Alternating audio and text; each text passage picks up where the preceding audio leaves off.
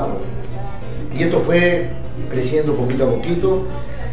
Ritmo y Sabor ha tenido la aceptación del público dentro de Habana Billy's y hasta ahora seguimos para adelante.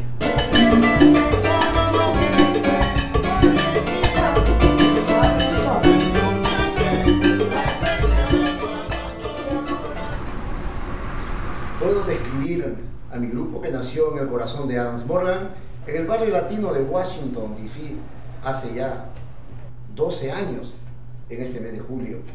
La música de Ritmo y Sabor tiene mucha diversidad, ¿no? Sobre todo en la salsa clásica.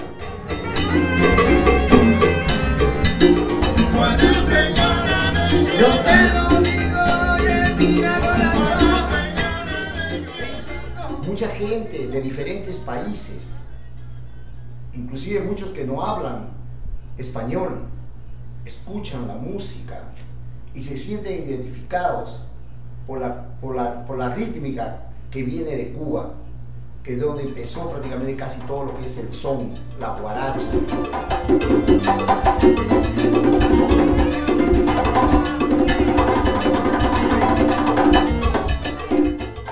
We're trying to do something with 5 people who normally would be done with between 10 and 15, certainly on the albums.